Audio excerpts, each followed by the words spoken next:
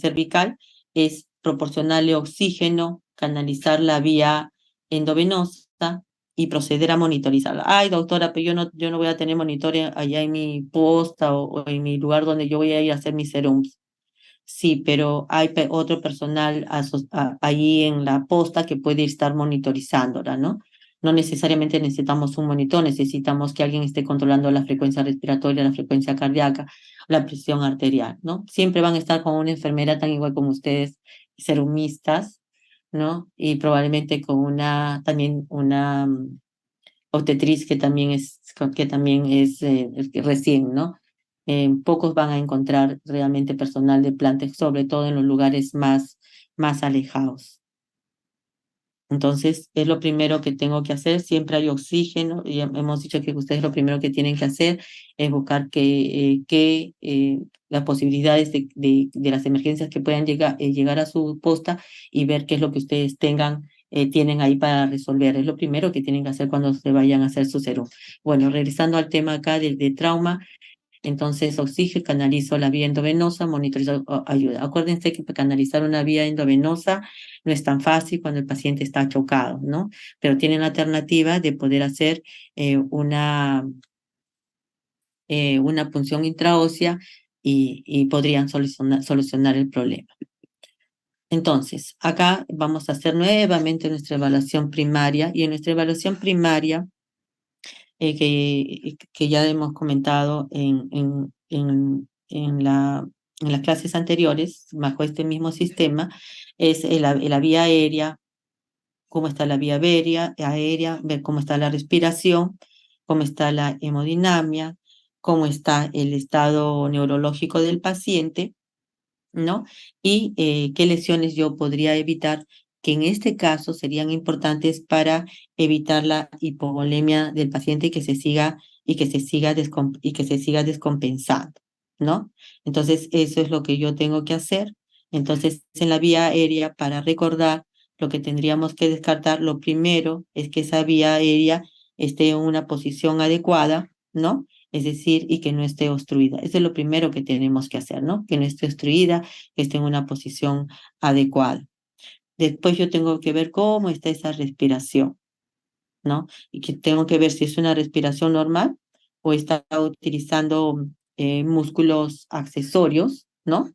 Para poder respirar, o es un paciente que de repente yo veo que está con una ingurgitación yugular, o de repente veo que en la parte del tórax tiene unos tremendos hematomas, ¿no? Que se ven a nivel de la piel dentro, ¿no? Entonces, lo primero que voy a ver en ese paciente, pues, si hay simetría, ¿no? Si el tórax es simétrico o no es simétrico, ¿no? Si veo que es asimétrico, pues ya después de la ocultación veré si se trata de aire o si se trata de sangre, de líquido, ¿no? Dependiendo de lo que se haya desencadenado después del traumatismo de este paciente. Entonces, voy a contar la frecuencia respiratoria, ¿no? Y voy a ver si ese paciente, qué tipo de retracciones tiene, ¿no? Siempre recordar que el tercio medio leve hasta la mamila moderado y de la mamila hacia arriba es severo, ¿no? Entonces, solamente de ver al paciente, si yo aprendo a observar los pacientes que son, o cómo es la respiración normal en los diferentes grupos etarios.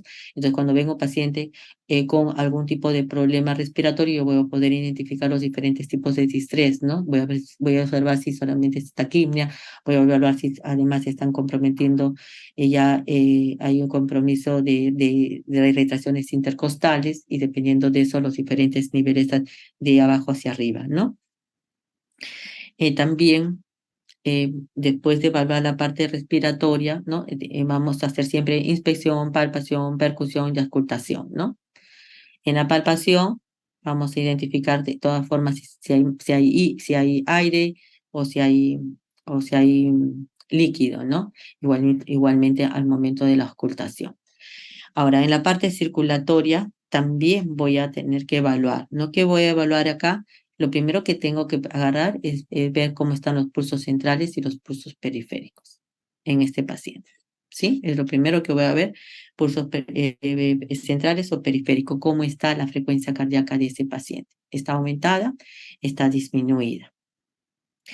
Voy a ver cómo está la presión, primero el llenado capilar y cómo está la presión arterial de ese paciente, ¿no?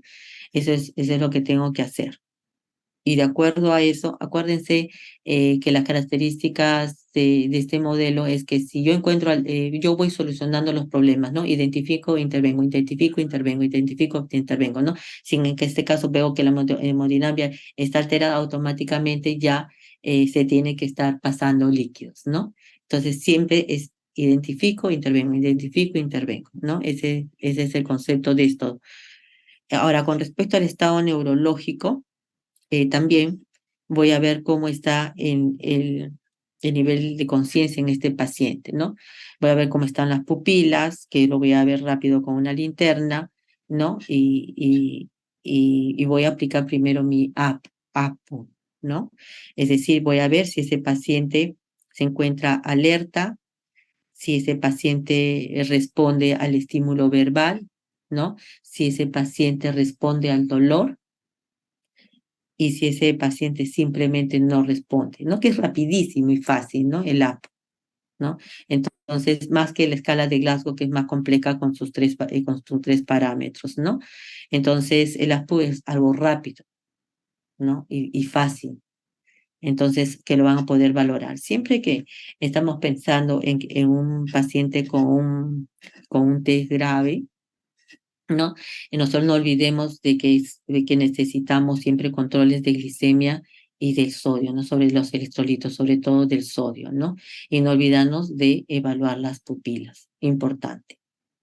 Entonces, todo eso lo hacemos en nuestra evaluación primaria, pero yo evalúo, intervengo, ¿no?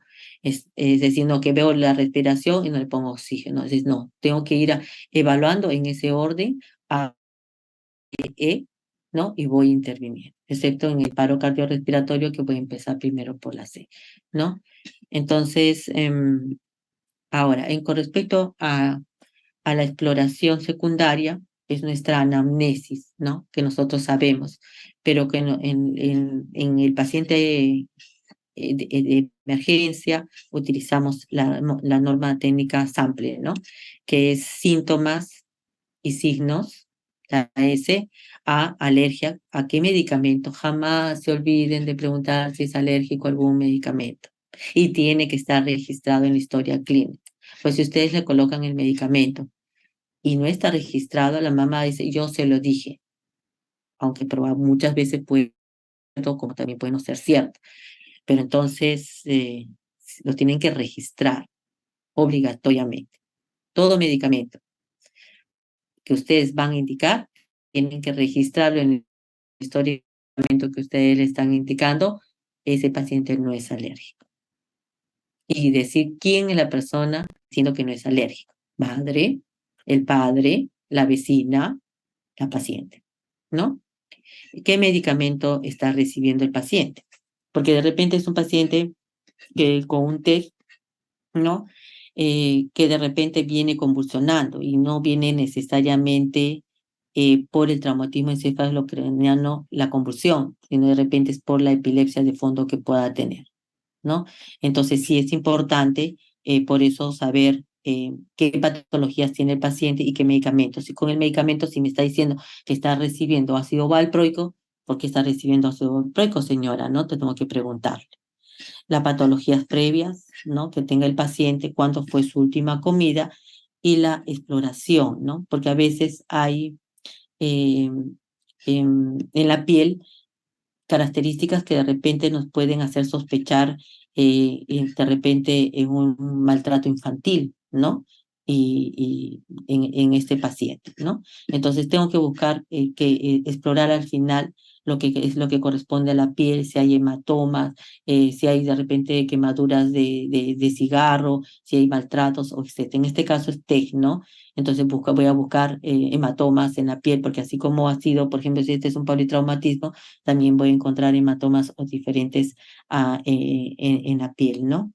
Entonces, voy a proceder a hacer mi examen físico y mis exámenes complementarios de acuerdo a mis posibilidades, independientemente de donde esté, ¿no? Si estamos en Rebrelati, toda la batería de exámenes, inmediatamente ante sospecha de un TEG grave, ¿no? Automáticamente ese paciente va a tomografía inmediatamente, ¿no? Como una emergencia. Pero esa no es la realidad de todos los establecimientos de salud. Pero sí es importante ser cuidadosos en el orden para que podamos identificar a los pacientes. Luego tenemos este índice de trauma pediátrico.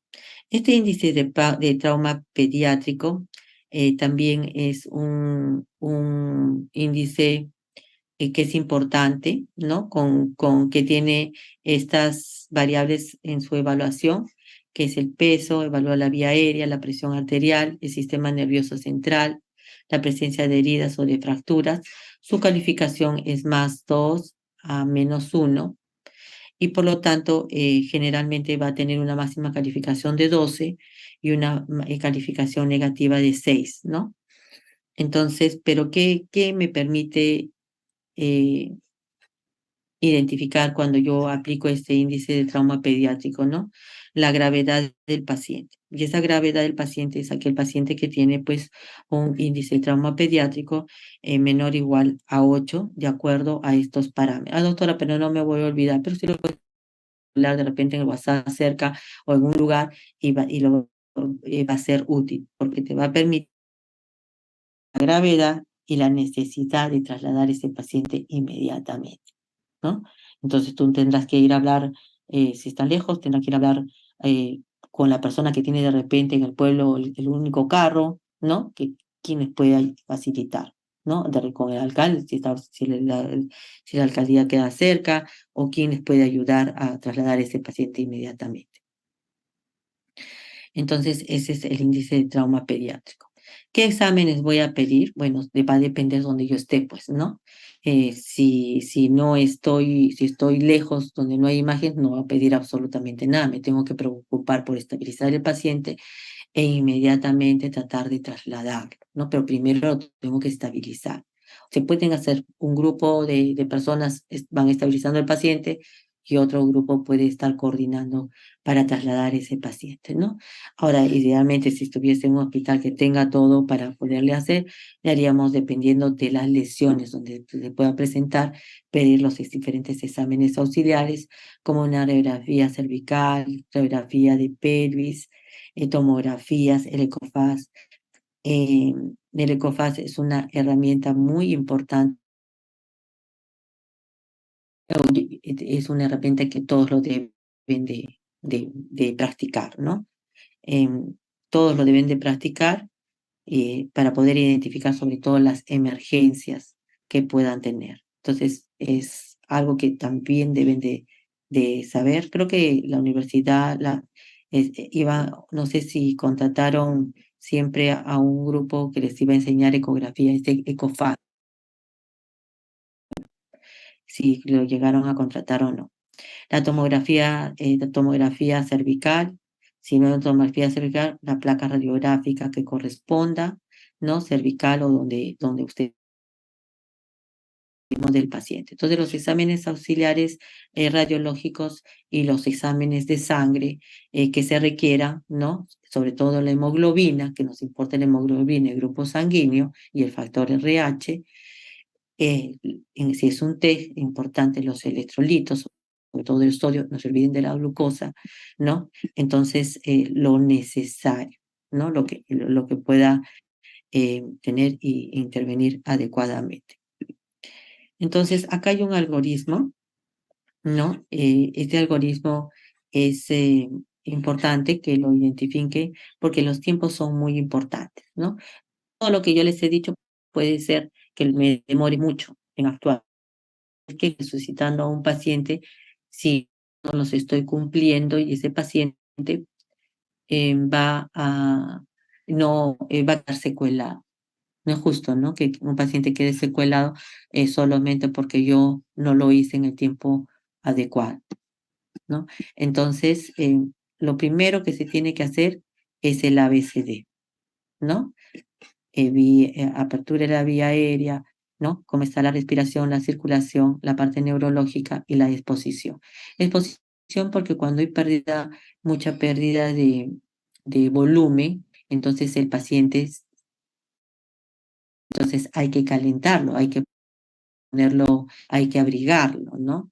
Y es muy importante. Yo tengo que identificar la hipotermia. Entonces, esa evaluación rápida, ¿no? Vía aérea, identificar la obstrucción, vía aérea difícil o un trauma en la vía aérea. En la respiración, identificar la ausencia de respiraciones.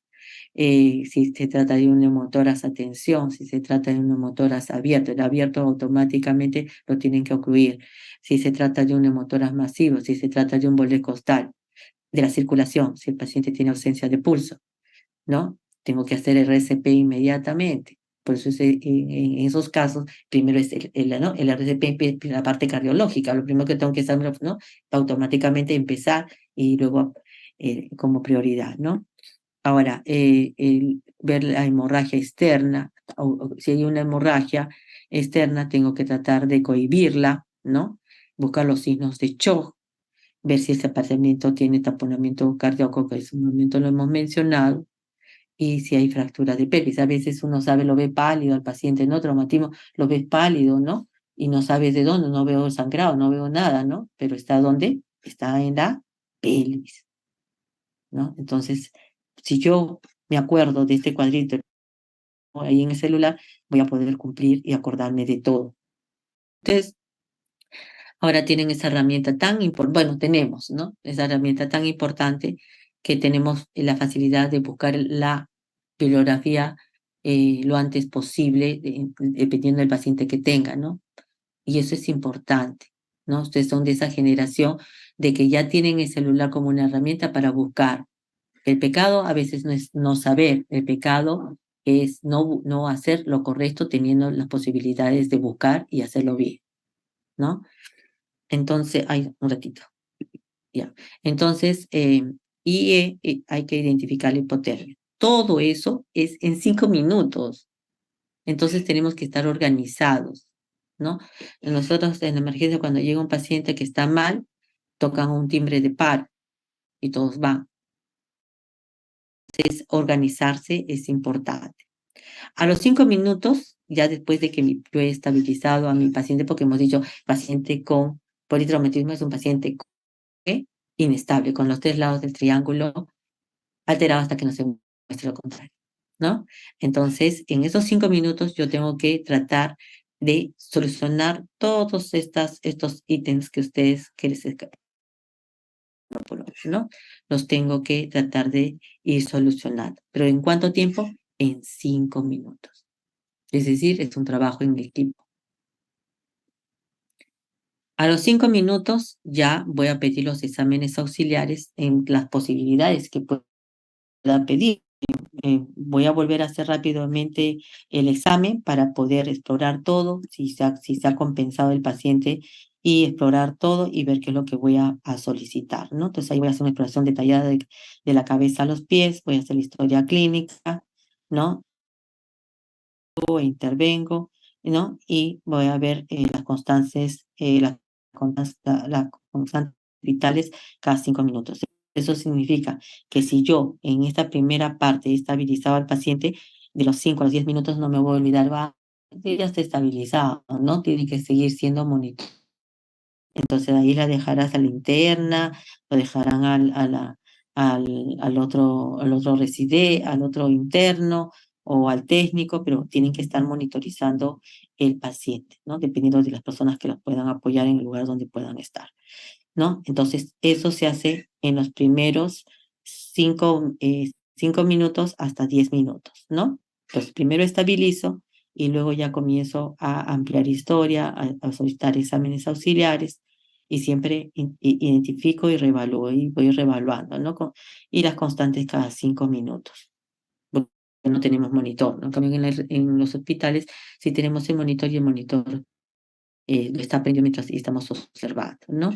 A los minutos 10, ¿sí? 10, yo ya voy a hacer voy a hacer, ¿cómo se llama? Reevaluar el paciente y voy a valorar dónde va a ir, ¿no? Ahora, específicamente su manejo, ¿no? Lo van a encontrar ustedes en este flujograma acá en el lado derecho, ¿no? Entonces, el control cervical, fundamental, ¿no? La oxigenoterapia, fundamental. ¿Qué voy a evaluar? Frecuencia cardíaca, frecuencia respiratoria, saturación. Oxímetros de pulso personales también hay, ¿no? Entonces, sí se puede hacer. Van canalizando la vía, y hemos dicho que utilizan la vía intraósea. Entonces, en la apertura de la vía aérea, es apertura de la vía aérea con aspiración de secreciones. Hay que colocarle una cánula de alto flujo, ¿no? Y por último, hacer una vía aérea quirúrgica. Con lo que es respiración, las bolsas de mascarilla, si el paciente tiene un neumotórax, hay que hacer una toracocentesis. Y si el paciente tiene un neumotórax abierto, hay que cerrarlo, ¿no? Hay que colocar un tubo de drenaje y una ventilación bolso mascarilla. Si el paciente, a pesar de todo lo que ustedes han hecho, no late el corazón, pues tienen que hacer el RCP, ¿no? Agregar volumen, porque lo más probable es que esté chocado, ¿no? O hacer una paracentesis en el caso que haya derrame pericárdico, por ejemplo, y hay que inmovilizar la pelvis.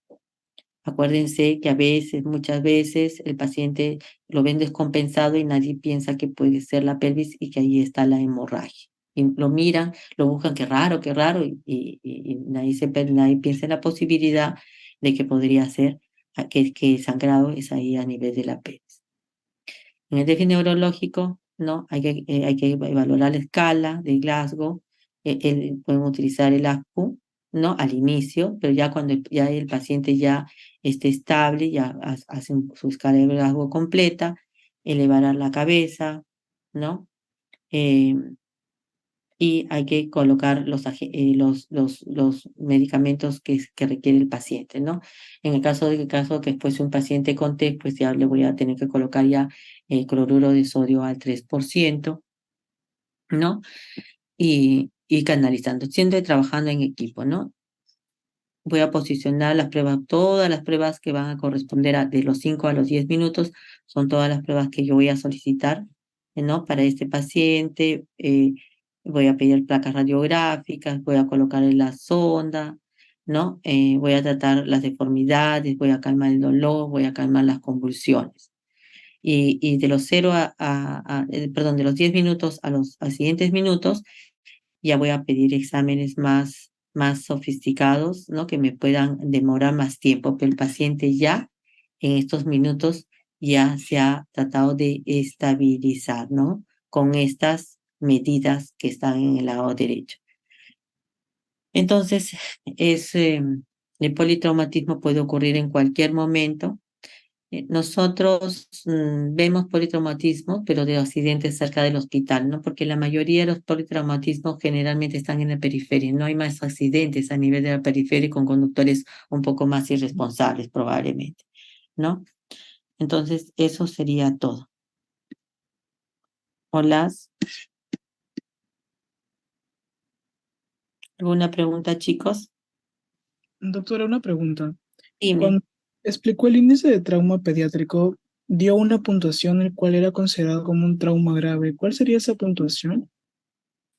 En el trauma pediátrico, ustedes lo que tienen que ver es la puntuación del trauma, es decir, la puntuación grave es que sea menos o igual a 8, ¿no? Con esa puntuación de menor o igual a 8, ese es un paciente grave, ¿no? Acuérdense de que este paciente, por eso ustedes tienen ese índice les permite identificarlo para que ustedes tomen la medida más rápida de poder trasladar a ese paciente, ¿no? Probablemente, dependiendo de la magnitud del, del, del, del trauma que tenga el paciente, de repente no podría sobrevivir. Por eso es importante que ustedes, cuando vayan a la posta, ustedes tienen que identificar todos sus eh, el material que van a necesitar para, independientemente cuál sea la emergencia. Eso es lo primero que tienen que hacer, ¿no? Independientemente, en este caso estamos hablando de trauma, pero podría ser un paciente que ya con choque anafiláctico, por ejemplo, a su tienen que ver qué es lo que tienen allí, ¿no? Es decir, tienen que ver, porque no solamente en este caso ustedes, claro, que ustedes van a intervenir y van a tratar de hacer todo lo que está acá en este flujograma, ¿no? Y van a decir, este paciente yo ya lo he clasificado y tiene un índice de trauma severo, porque tiene un trauma grave, porque tiene un valor que está en 8, ¿no? Entonces, este paciente yo sí o sí lo tengo que trasladar. Entonces, pero ¿cuál va a ser su flujograma? ¿Quién les va a ayudar a trasladar? Si tienen ambulancia, no van a tener ambulancia. Si nomás acá el caso del congresista que falleció. ¿Dónde ha fallecido? Ha fallecido en la costa. ¿Se acuerdan, chicos, del paciente del congresista que falleció con problema, creo, cardíaco, ¿no? ¿Escucharon la noticia? Sí, doctora. Ya. Sí, doctora. Ya, entonces miren, eso ha sido en la costa, cerca, yo conozco, yo soy de Arequipa, entonces ese es el Valle de Tambo, ahí está el balneario de Arequipa que es Mejía, ¿no? Y eso estaba en la punta de Bombón, y la punta de Bombón tiene su centro de salud. Bueno, tenía esa época hace, cuando yo hice mi serums ahí, ¿no? Entonces ahí hay un centro de salud también, un centro de salud. Entonces no han podido hacer absolutamente nada. ¿Pero por qué? Porque no previeron de que podría ocurrir este tipo de accidente. Entonces lo primero que tienen que hacer es identificar qué ir, ¿no? Mi poste es cerca de una carretera, entonces lo más probable es que puedan venir accidentes de tránsito, ¿no? Entonces, ¿qué es lo que ustedes van a hacer? ¿Cómo va a ser? Primero, estabilizar al paciente. Lo primero que tienen que hacer es estabilizar al paciente. Es decir, tienen que aperturar la vía aérea, colocarle, en el caso que tuvieran una cánula, si no tienen una cánula, si tienen oxígeno, ¿no? Y colocarle o poner una vía aérea quirúrgica en el caso de una neumotoras a tensión, por ejemplo, ¿no? Entonces, ¿qué es lo que van a hacer primero, no? Entonces, primero estabilizar el paciente y ya después lo vas a trasladar. Pero ¿qué gano yo diciendo, ay, este paciente sí tiene un índice de trauma grave, ¿no? Porque es menor, está en menor o igual a 8. Entonces, ¿qué voy a hacer? ¿No? No, yo ya tengo que tener mi plan de trabajo para poder, ¿qué voy a hacer con ese tipo de pacientes si llega, ¿cómo se llama?, a mi posta, ¿no? Pero lo más importante es esto. Bueno, no, ustedes no ven, ¿no? Es decir, el A, B, C, D, E, ¿no? Es esto, y hago así con mi puntero de mi dedo. Ya, entonces, esto es lo más importante, ¿no? Tratar de solucionar todo esto.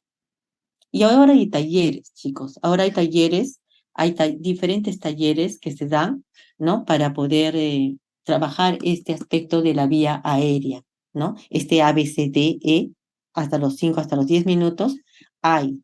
¿Dónde están Ya, hay, ¿cómo se llama? Talleres. Y esos talleres ustedes deben de ir, ¿no? Y familiarizarse con esos talleres, ¿no? Y practicar en su casa, porque a veces no se puede canalizar, a veces el problema de volumen. Si este paciente tiene, ¿cómo se llama? Sangrado, está perdiendo volumen. Sangre no vas a encontrar en ese momento, pero por lo menos le pasarás volumen, ¿no? Y como está chocado, no van a poderlo canalizar. Entonces ahí tienen que practicar que la colocación de una vía intraósea. Sí, eso lo pueden practicar, pero vayan a esos talleres. No sé si ustedes están haciendo en los talleres de la universidad. ¿Tienen talleres en la universidad simulado como simulado? Chicos, ¿tienen? Hola.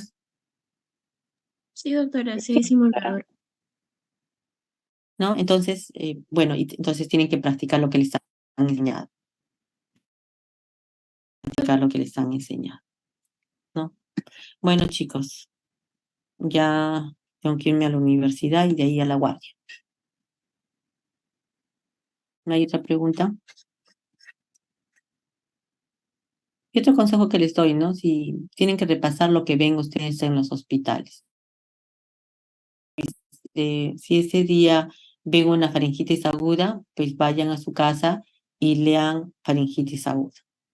Ahora ustedes tienen herramientas que nosotros no teníamos, camino a su casa, pueden estar leyendo, ¿no? Si tienen un paciente con neumonía, bueno, lean neumonía. Entonces van a relacionar lo que tuvieron, es más fácil que no se lo olvide. Bueno, chicos, ya no me estoy yendo, voy a ir a la universidad y después ahí al hospital. Cuídense, nos Gracias, vemos. doctora. Cuídese, doctora. Nos vemos, cuídense, chao, chao. ¿Dónde está para pagar ahora? Ah.